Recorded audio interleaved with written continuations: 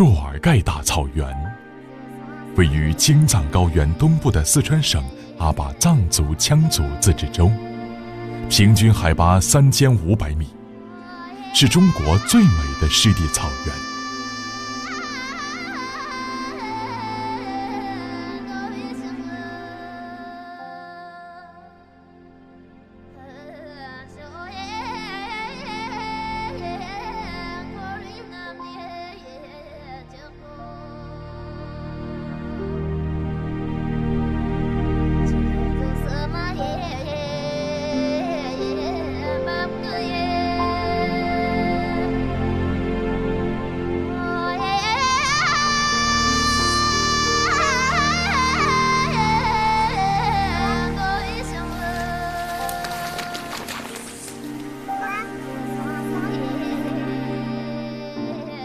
这里也是中国野生狼群最后的栖息地之一。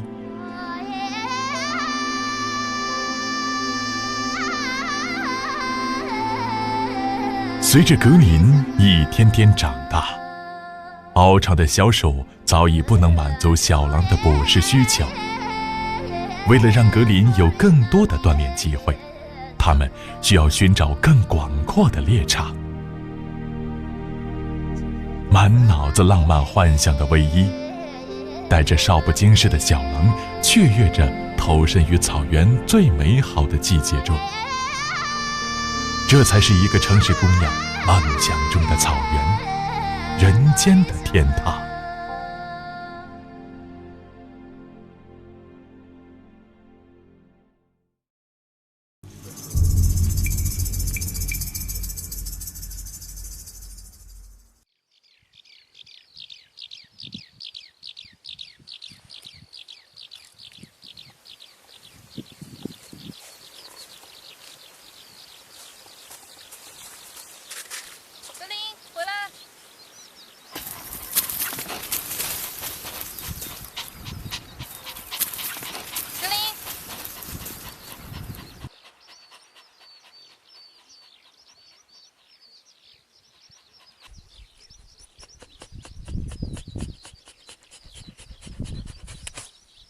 还没兴奋完呢。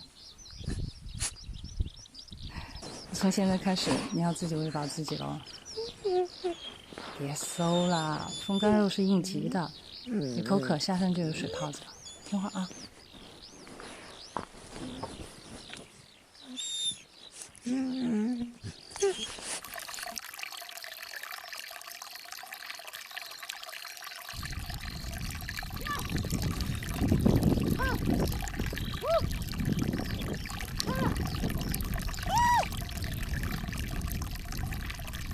他们在喊什么？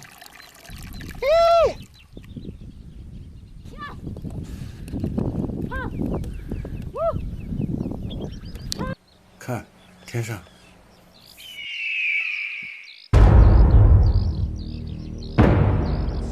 走，跟你快跑！跟你快跑！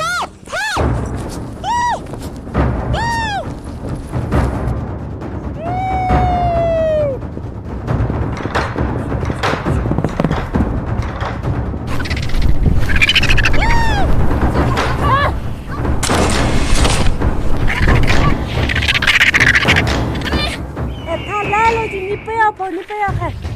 那是个什么东西啊？刚才那个鸟的名字叫金标，是那个嘛？金雕，好快哦！还要吃肉，小羊随便抓得起。我们小羊生的时候，它拉了几个，所有鸟的里面是最矮的一个。这一站起码2米多，比我还大。成年人都扑得倒。很轻，很密实，拔都拔不开。捡来当纪念。Hello， 谢谢你，快走，幸亏你来了。你叫什么名字啊？切成大西。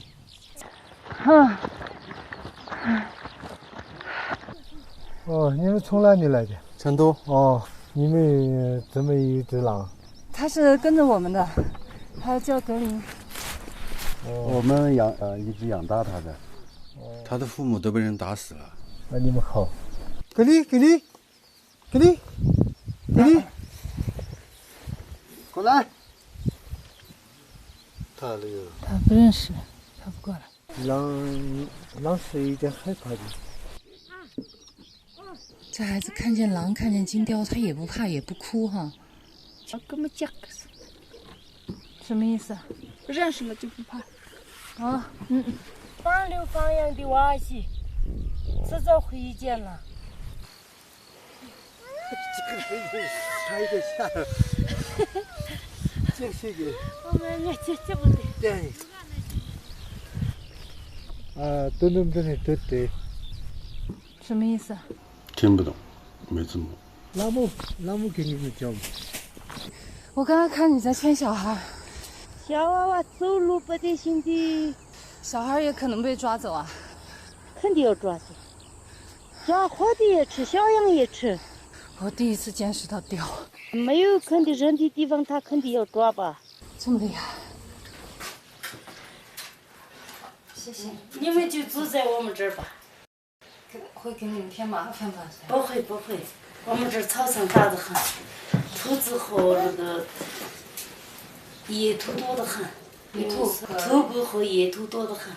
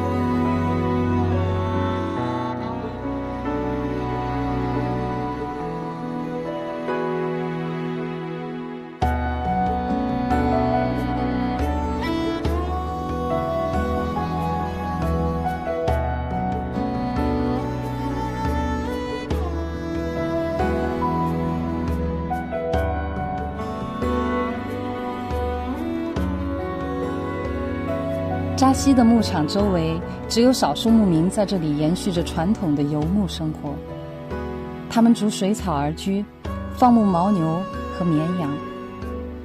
在信仰藏传佛教的牧民眼里，众生平等，所有生灵其生命源于草原，消亡后血肉也归还于草原，这是自然的轮回。格林。格林对陌生人有所顾忌，他在小河湾对面选择了一个绝佳的位置，这里既能观望人类的活动，也能和猛犬保持距离。这是大自然教他的入门课，学会敬畏。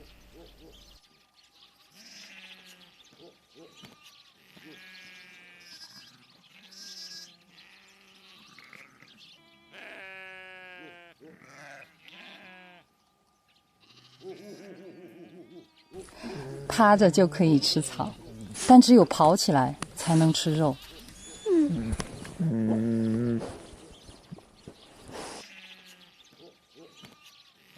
狼的本能告诉他，主菜在召唤他了。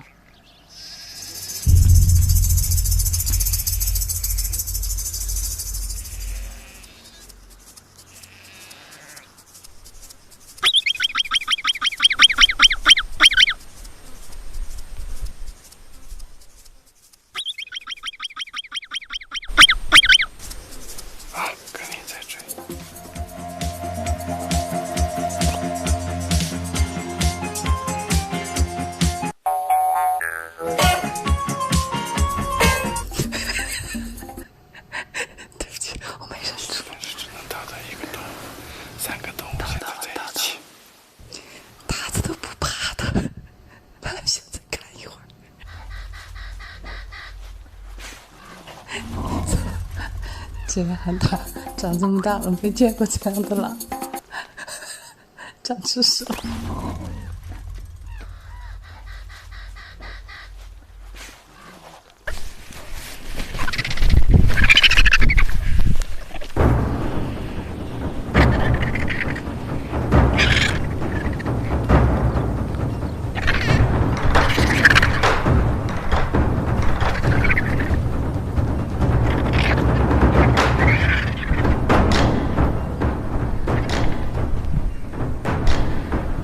在观察，也在比较。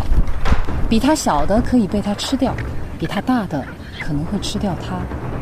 吃与被吃就是自然法则，它也只有2种选择，要么成为猎手，要么变成猎物。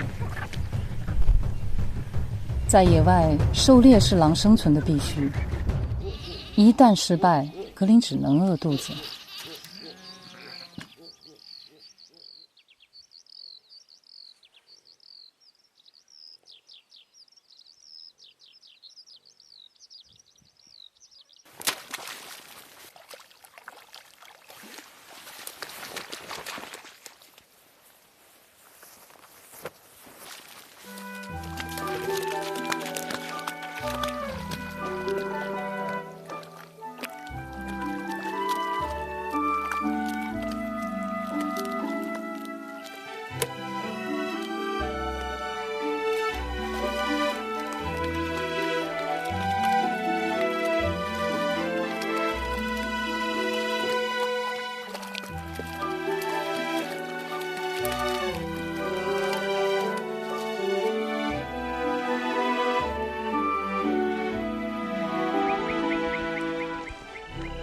清晨是抓鱼的最佳时机。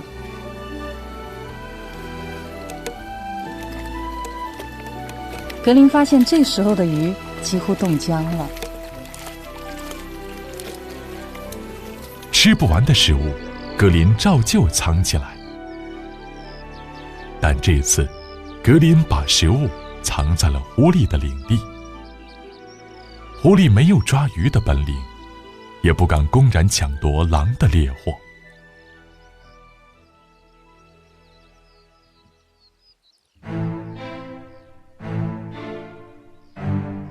可是到了夜里，狐狸算是找到了机会。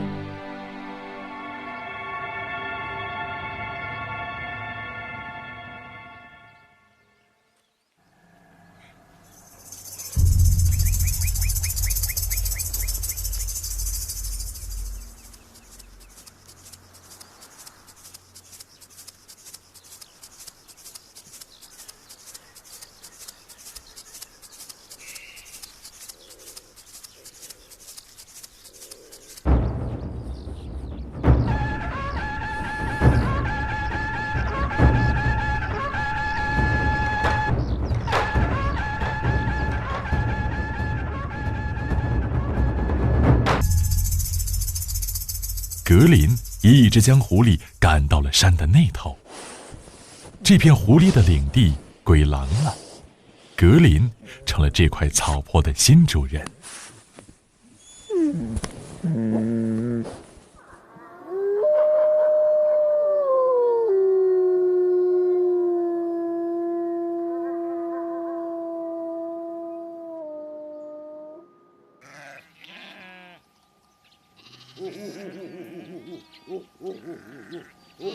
扎西的牧场水草丰茂，但是这一段时间，他为羊的事情特别烦心。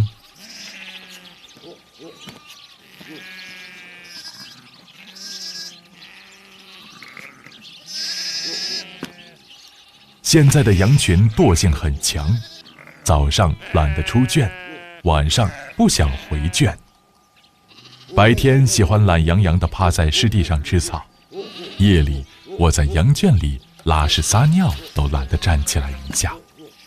久而久之，羊蹄开始腐烂。现在狼少了，没有天敌，少了危机感，羊群的惰性更强了。相比过去的几十年，羊的体质越来越弱，病死冻死率非常高。病羊必须隔离在干燥的草场放牧，但扎西家人手不够，唯一便帮忙当上了牧羊女。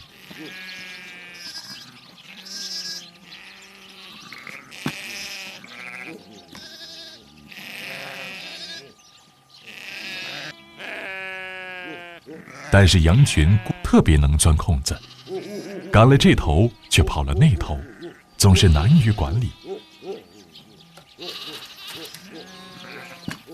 脚崴了，鼻子也打红了。我心目中的牧羊女不是这样的。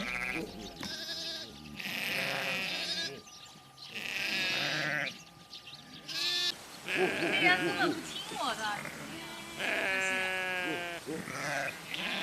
我赶他们走，他们走；懒洋洋的，不赶他们就根本不走。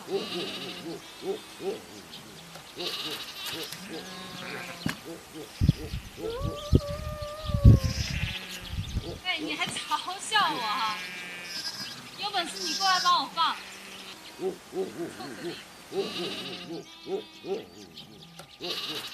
哎，他在干嘛？干嘛？你看他吗？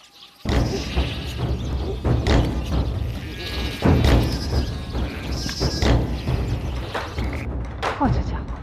你太笨了，聪明的。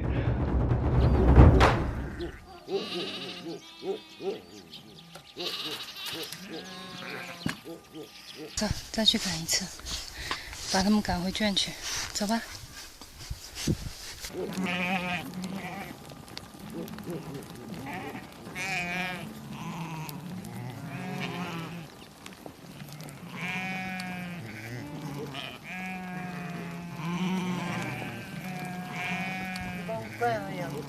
好。好，马上。94、95、96、97、98、99、100、101、102、103。喜欢呢，你就多欣赏一会儿，不能动嘴。他说是欣赏一下就行了。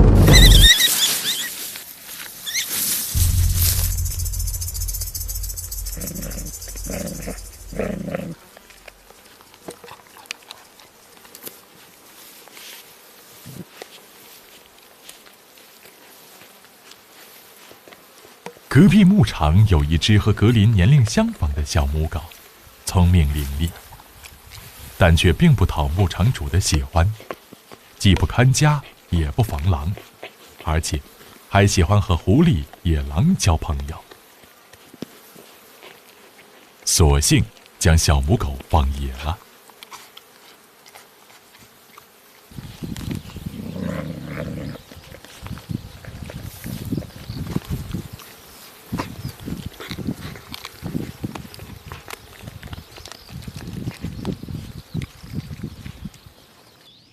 而这只小母狗和格林倒是非常投缘，很快他们成了一对如影随形的小伙伴。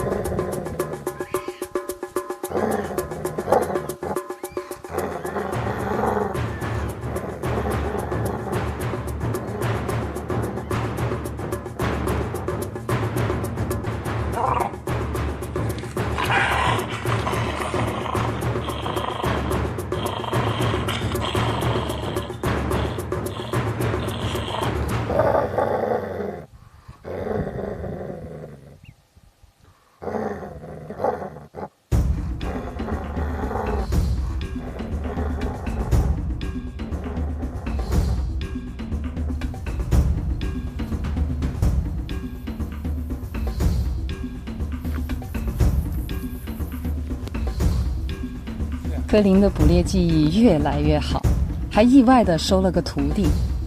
在这个季节，他逐渐能养活自己了。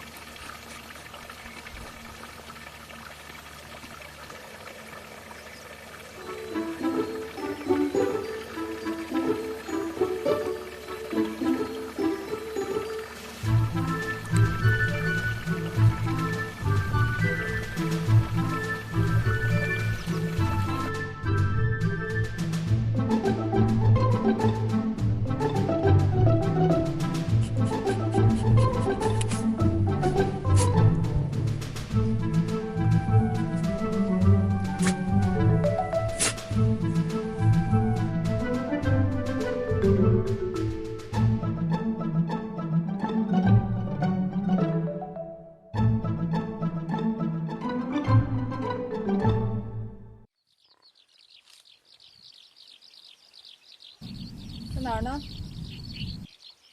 哪儿去了？格林，吃饭了，回家吃饭。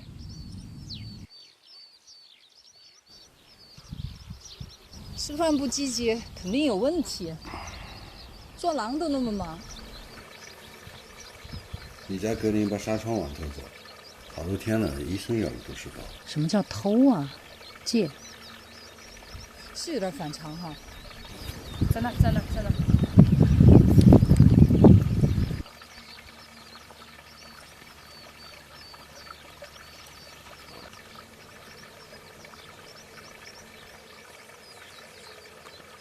那是不是我们的纱窗网？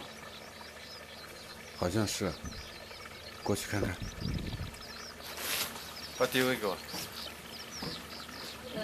地位在哪？坐在我床上。第几位？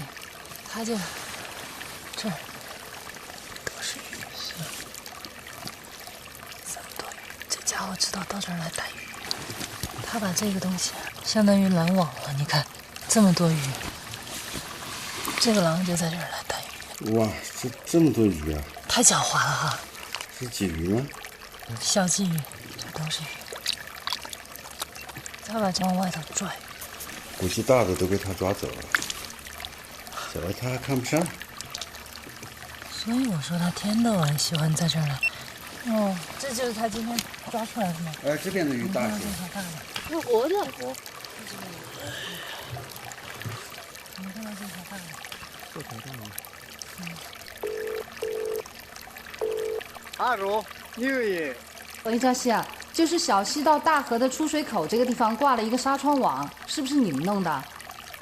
不是我们弄的。哦。我以为是你们弄的。好，那我知道了。好，谢谢啊。好的。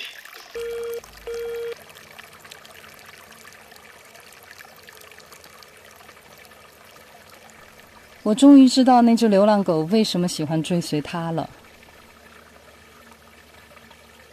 领导，更重要的是脑子。格林，回家吃饭，快点！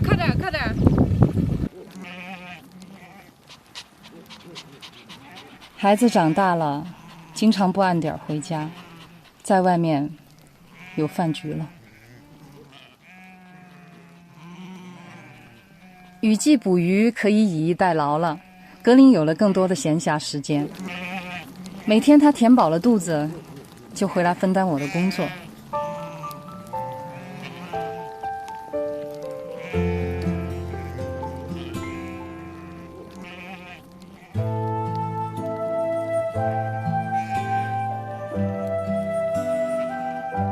他只需要往草坡上一坐，就没有羊敢乱跑了。狼是天生的管理者，对付羊是他的强项。每到黄昏，他又帮我把羊赶回圈去。1个多月了，一只羊都没丢过。在食物丰沛的季节，狼是不必袭击牛羊的。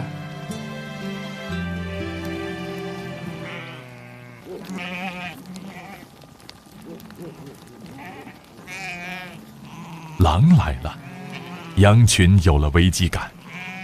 为了对付他们久违的天敌，每只羊都发疯似的抓紧吃草，储备体力，唯恐落后成为狼的牺牲品。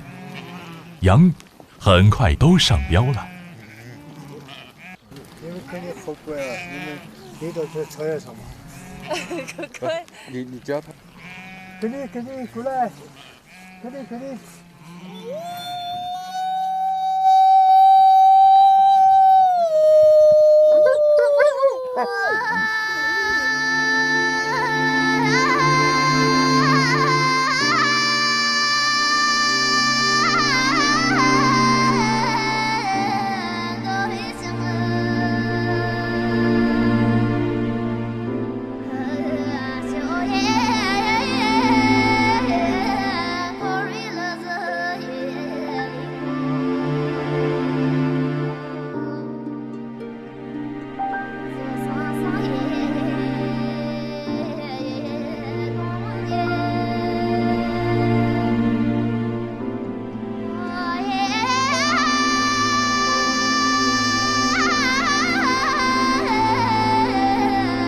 到草原快2个月了，从前的生活似乎已经消失。这里的岁月是静止的，我忘了时间，忘了我是谁。在离天最近的草原，做着奔忙的人们都不会去做的事。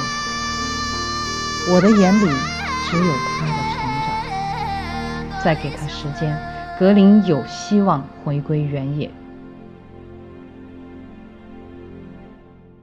扎西牧场的这一段生活对格林的一生应该影响是非常大的。第一，他第一次能够捕食到足以填饱自己肚子的猎物了，培养了他作为一个猎手的信心。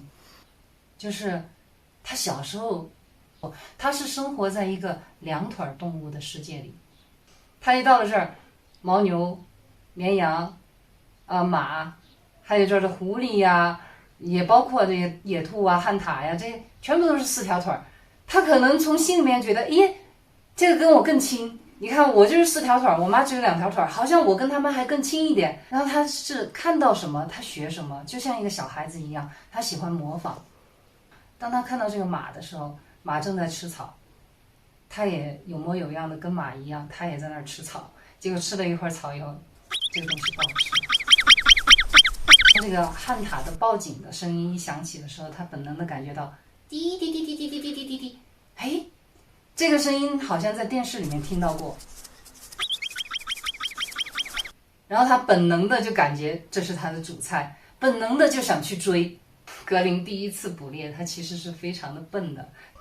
刚开始的时候，大家都还挺忌讳这个狼的，挺怕这个狼的。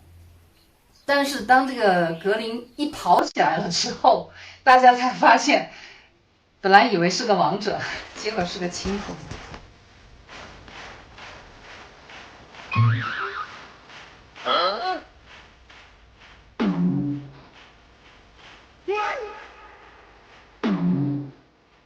这旱獭一看，我去，这什么狼啊？驾着筋斗云来的，是一个筋斗108000里。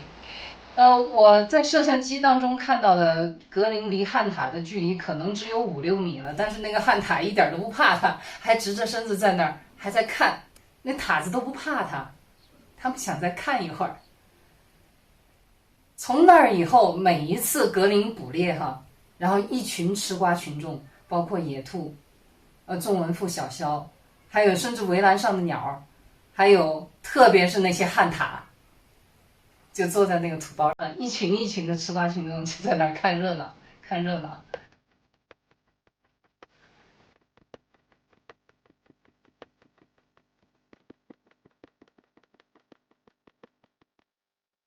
但是后来终于有一次，他懂得了，你穷追猛打是没有用的。他懂得了先要隐藏，埋伏在草丛里面，等那些野兔玩欢了，对周围放松了警惕以后，或者离他更近了以后，他突然跑出来，他不再长途奔袭，他会搞突袭了。于是呢，他终于逮到了一只野兔。从那儿以后，他对自己的信心暴涨。再以后，在这个扎西的牧场上出现了一只黑色的草原狗。然后这只流浪狗呢，目睹过几次格林的捕猎，他觉得格林是实力派。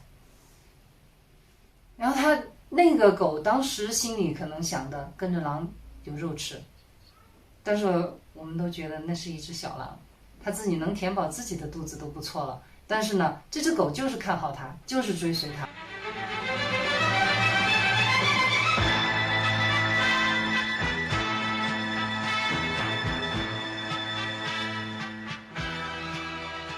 然后格林到哪儿去捕猎，他就在旁边给他，当后盾。旱獭的那种洞啊，进洞以后几乎是垂直向下的，他就仗着自己有一个可以躲避的地方，所以呢，这个狼来了，旱獭根本都不怕。他要直到看完所有的热闹，他再进洞去。那么，最胆儿大的一只旱獭，应该就是最早看见格林，然后报警。并且看到了格林一路栽着跟斗去失败的捕猎的这些场景的那只旱獭，他万万没想到，就在他放松了警惕的时候，祸从天降，光顾着看热闹，他的那个洞还没有挖好呢。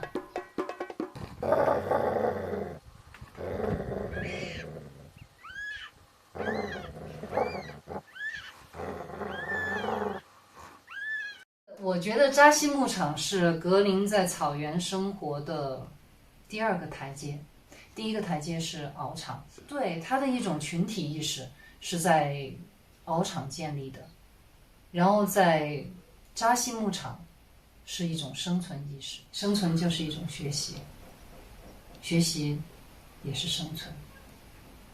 所以我跟格林都是在扎西牧场奠定了一个在草原生存的基础。我原以为我会一直这样陪伴着格林的成长，但是在扎西牧场的一次意外却让我们不得不分离。下一集我们一起面对生命中的第一次告别。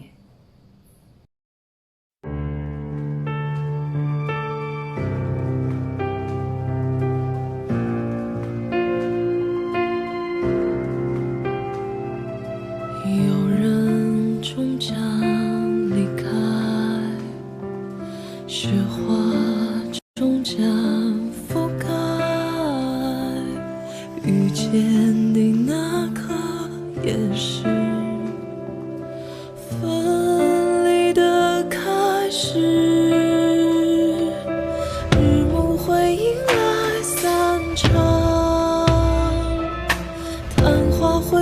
绽绽放，盛开那刻是消失的开始，遗憾堆砌成莫忘。